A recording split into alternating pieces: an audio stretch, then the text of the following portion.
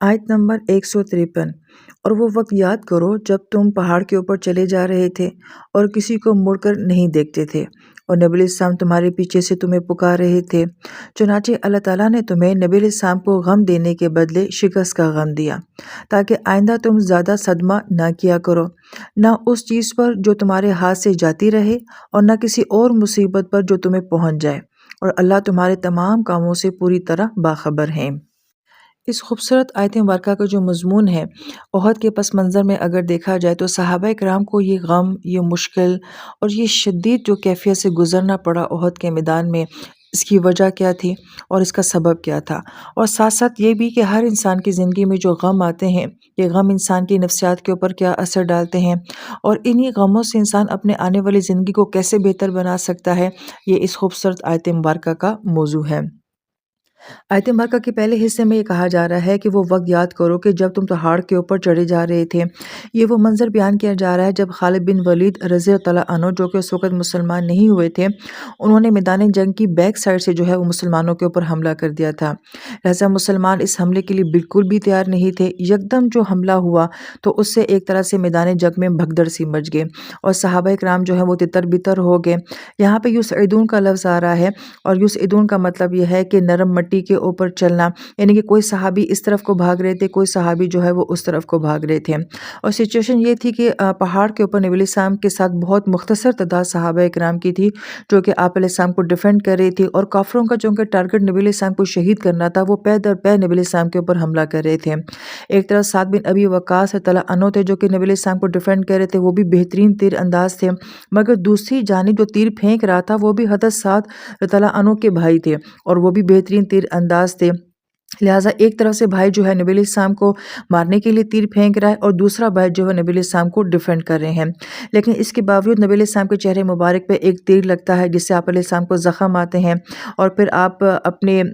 سر کے بل جو ہے وہ پیچھے کی جانب کو گر جاتے ہیں، اس سے آپ کے سر مبارک پہ چوٹ بھی لگتی ہے۔ ایک گھڑ سوار بھی آپ کے اوپر حملہ کرتا ہے، تلوار تو چونکہ نہیں لگتی لیکن اس سے نبی علیہ السلام کے چہرے مبارک پہ زخم آ جاتے ہیں، اور یہاں تک کہ آپ علیہ السلام کا خون مبارک جو ہے وہ بہنے لگتا ہے۔ اس ساری کیفیت میں جب نبی علیہ السلام جو ہے وہ خون میں لت پت ہیں اور آپ علیہ السلام کو شدید زخم آئے ہوئے ہیں، اور صحابہ کرام جو ہیں وہ تتر بتر ہو رہے ہیں، تو اس ساری کیفیت کو تو ہم امیجن نہیں کر سکتے کہ وہ کیا میدان جنگ ہوگا اور وہاں پہ کیا کیفیت ہوگی۔ اس وقت میں نبی علیہ السلام جو ہیں، چونکہ صحابہ کرام کے درمیان میں تو خبر پہنچ گئی تھی کہ شاید آپ علیہ السلام جو ہیں وہ شہید ہو گئے ہیں، لیکن اس وقت میں نبی علیہ السلام کا پھر آواز دینا، ان کا پکارنا، اور صحابہ کرام جو ہے نبی علیہ السلام کی آواز کو تو پہچانتے تھے، تو یہ سارا منظر جو ہے جنگ احد کا اس آیت مبارکہ میں بیان کیا جا رہا ہے۔ پھر اس سچویشن میں اللہ تعالیٰ یہ فرماتے فَأَصَابَكُمْ غَمًّا، پر تمہیں پہنچتا ہے ایک غم۔ یہاں پہ غم کے پہنچنے کے لیے اصاب کا لفظ استعمال کیا گیا ہے۔ صابہ سے ثواب کا لفظ بھی آتا ہے، ثواب جو کہ ہماری اردو زبان کا لفظ بھی ہے، نیکی کے اوپر ثواب ملتا ہے، اور گویا کہ یہاں پہ جو غم ہے اس کو بھی پازیٹیو بیان کیا جا رہا ہے کہ یہ غم جو تمہیں ملا ہے یہ بھی بطور ثواب ملا ہے۔ پھر جو غم ملا ہے اس کے لفظ غم ہی آیا ہے۔ غم جو ہے یہ بادل کو بھی کہا جاتا ہے، غمام ایسے بادل کو کہا جاتا ہے کہ جو کہ روشنی کو بالکل چھپا لیتا ہے، سورج کو ڈھانپ لیتا ہے، تو جس طرح سے وہ بادل جو ہے وہ آسمان کے اوپر چھا جاتے ہیں، تو کچھ غم بھی ایسے ہوتے ہیں جو کہ انسان کے اوپر چھا جاتے ہیں۔ پھر اس کے بعد آیت مبارکہ میں حزن کا لفظ بھی استعمال کیا گیا ہے۔ حزن جو ہے وہ بڑے بڑے پہاڑوں کو بھی کہا جاتا ہے، یعنی کسی واقعے کا شدید ریئیکشن ہونا، وہ غم آپ کو ایک پہاڑ کی طرف فیل ہونا، اس کو بھی جو ہے وہ حزن کہا جاتا ہے۔ پھر آیت مبارکہ میں جو بہت غور طلب الفاظ ہیں وہ یہ ہیں کہ تمہیں جو غم پہنچ رہا ہے اس کے لیے غمن بھی غم کا لفظ استعمال کیا ہے، یعنی غم کے اوپر غم۔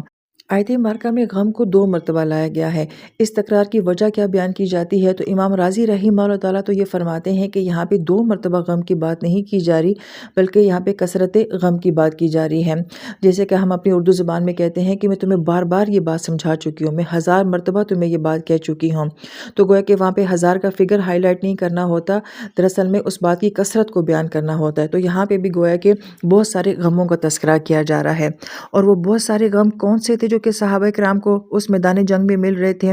ظاہری بات ہے کہ صحابہ کرام کی شہادت کا غم، اپنے زخموں کا غم، شدت کا غم، پھر جو وہ کفار تانا دے رہے تھے اور وہ جو نعرے لگا رہے تھے ان کا غم، اور اس پہ مزید نبی علیہ السلام کی شہادت کی خبر کا غم، آپ علیہ السلام کے زخموں کا غم، اور پھر یہ کہ اب جب یہ واپس مدینہ شریف جائیں گے اتنے لوگوں کو فیس کیسے کریں گے، اور پھر منافقین کے طعنوں کا غم، اور سب سے بڑا غم یہ کہ اللہ تعالیٰ ناراض ہو گئے ہیں، یہ جو ہم سے خطا ہو گئی ہے اس کا ریئیکشن اللہ تعالیٰ کی جانب سے کیا آئے گا، یہ غم ہونا۔ تو گویا کہ کتنے غم تھے جو اس وقت صحابہ کرام کے دلوں میں تھے۔ اس غموں کے تذکرے میں ایک بات یہ بھی بہت اہم ہے کہ صحابہ کرام کو جو اتنا شدت کے ساتھ غم ہو رہا ہے اور غم پہ غم ہو رہا ہے،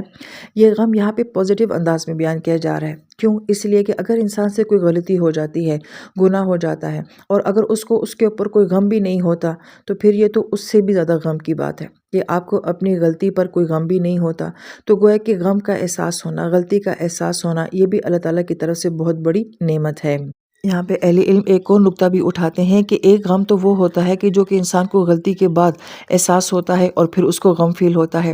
اور ایک غم وہ ہوتا ہے کہ جو انسان کو اپنی غلطی کرنے کے دوران ہی فیل ہو جاتا ہے کہ یہ جو میں کر رہی ہوں یہ غلط ہو رہا ہے۔ تو یہ دو طرح کی سچویشنز بھی ہیں جو انسان کو فیس کرنی پڑتی ہیں۔ اب صحابہ کرام کس طرح کے غم کو فیس کر رہے تھے؟ یہاں پہ عین میدان جنگ میں اس غم کی بات کی جا رہی ہے کہ صحابہ کرام میدان جنگ میں ہیں، اپنی آنکھوں سے شکست کو بھی دیکھ رہے ہیں، صحابہ کرام کو شہید بھی دیکھ رہے ہیں، نبی علیہ السلام کی شہادت کی خبر بھی ہے، اور وہ ساری باتیں جو ان کے ذہنوں میں ہیں اسی وقت وہ یہ سارے غم کو جو ہے وہ فیل کر رہے ہیں۔ اب ایک تو ہماری ذہن میں یہ سوچ آتی ہے کہ اگر آپ کو غلطی کے دوران غم محسوس ہو جاتا ہے یا احساس ہو جاتا ہے غلطی کا، تو آپ کے پاس اختیار ہوتا ہے کہ آپ اس کو اس وقت میں ٹھیک کر سکتے ہیں۔ لیکن کیا یہ ان صحابہ کرام کے لیے اس وقت ممکن تھا کہ وہ اسی وقت میدان جنگ میں اپنی اس غلطی کو جو ہے وہ ٹھیک کر سکتے؟ تو ہم یہ دیکھتے ہیں کہ ایک طرف سے دشمن حملہ کر رہا ہے، پھر آپ کے پاس اب ہتھیار نہیں ہے، بہت سارے صحابہ کرام تو پہاڑی سے نیچے آ گئے ہیں، لہٰذا ظاہری بات ہے وہ اٹیک کے لیے بھی تیار نہیں ہے، اور شاید ہو سکتا ہے کہ ان کے پاس اپنے بھی ہتھیار نہ ہو۔ کتنے ساتھی جو ہیں وہ وہاں پہ شہید ہو چکے ہیں، اور اس کے بعد اگر آپ لڑتے ہیں تو ظاہری بات ہے کہ پکی شہادت ہے، موت تو سامنے کھڑی ہے، اور اگر نہیں لڑتے ہیں تو پھر یہ غم اور یہ احساس کہ میدان جنگ میں ہمیں کیسے شکست ہوگی اور بھاگتے ہوئے ہمیں شکست ہوگی۔ تو گویا کہ اس سچویشن میں صحابہ کرام کا ان ساری فیلنگ سے گزرنا، اس کو فیس کرنا، یہ سارے خیالات کا آپ کے ذہن میں چلنا، یہ کوئی آسان بات نہیں ہے۔ ہم تو یہاں باہر بیٹھ کے ڈسکس کر سکتے ہیں کہ یہ بھی ہو سکتا ہے، وہ بھی ہو سکتا ہے، لیکن ان کے لیے کیا کرنا آسان تھا یہ سب کچھ، یہ بہت مشکل بات ہے۔ لہٰذا اللہ تعالیٰ نے صحابہ کرام کو اس ساری سچویشن سے کیسے نکالا وہ آنے والی آیت میں بیان کیا جا رہا ہے۔ مگر یہ جو آیت مبارکہ ہے، جو علم نفسیات پڑھنے والے لوگ ہیں وہ بڑے اچھے انداز سے سمجھ چکے ہوں گے کہ اس طرح کی آیات جو کہ انسانی نفسیات کو بیان کرتی ہے کہ غم کیا چیز ہوتی ہے، غم کے انسان کے اوپر اثرات کیا ہوتے ہیں، اور غم جس وقت انسان غم کی کیفیت سے جب گزر رہا ہوتا ہے اور اس وقت وہ کس کنڈیشن میں ہوتا ہے، یہ بہت خوبصورتی سے اس آیت مبارکہ میں بیان کیا گیا ہے۔ تو قرآنی آیات، یا ہم یہ کہیں گے قرآنی علم جو ہے وہ انسان کی نفسیات کو بہت خوبصورتی کے ساتھ جو ہے وہ بیان کرتا ہے، اور یہ ایسی آیات پہ غور کرنے سے ہی انسان کو سمجھ آتا ہے۔ پھر آیت مبارکہ میں یہ مضمون بیان کیا جا رہا ہے کہ صحابہ کرام کو یہ غم کیوں ملا، تو اس کی وجہ بھی اسی آیت مبارکہ میں بیان کی جا رہی ہے کہ جب تمہاری جانب سے نبی علیہ السلام کو ایک غم ملا تو پھر اس غم کی وجہ سے تمہیں شکست کا غم ملا، اور وہ غم یہ تھا کہ آپ علیہ السلام شدید زخمی تھے، اور آپ علیہ السلام چند صحابہ کرام کے ساتھ پہاڑی پہ اکیلے رہ گئے تھے، اور آپ صحابہ کرام کو پکار رہے تھے۔ تو یہ کچھ چھوٹی بات نہیں تھی، یہ بہت بڑی بات تھی، اور اسے نبی علیہ السلام کو دکھ ہو رہا تھا۔ تو گویا کہ نبی کو یہ دکھ اور یہ غم دینا مسلمانوں کو شکست کا غم دے گیا۔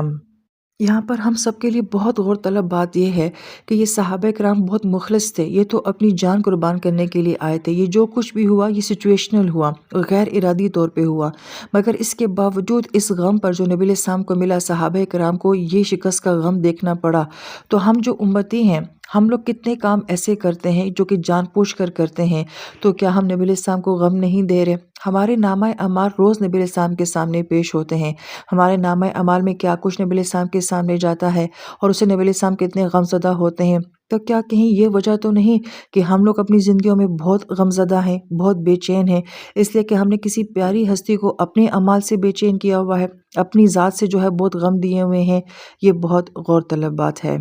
اور اس پر مزید یہ بات بھی سوچنے والی ہے کہ صحابہ کرام کو تو فوراً احساس ہو گیا تھا کہ انہوں نے نبی علیہ السلام کو تکلیف دی ہے، غیر شعوری طور پہ، غیر ارادی طور پہ۔ کیا ہمیں بھی اس بات کا احساس ہو رہا ہے کہ ہم اپنی زندگی سے، اپنی عادات سے، اپنے اعمال سے بہت سارے غم نبی علیہ السلام کو دے رہے ہیں؟ اگر تو یہ احساس ندامت ہے پھر تو یہ بہت بڑی غنیمت ہے، مگر اگر یہ احساس ندامت نہیں ہے تو پھر یہ بہت بڑا المیہ ہے۔ اللہ تعالیٰ سے دعا ہے کہ اللہ تعالیٰ جو ماضی میں ہو چکا وہ معاف کر دیں، مگر آنے والی زندگی میں کوئی ایسا عمل، کوئی ایسی خطا گناہ مجھ سے نہ ہو جس سے میرے نبی کو دکھ اور غم پہنچے۔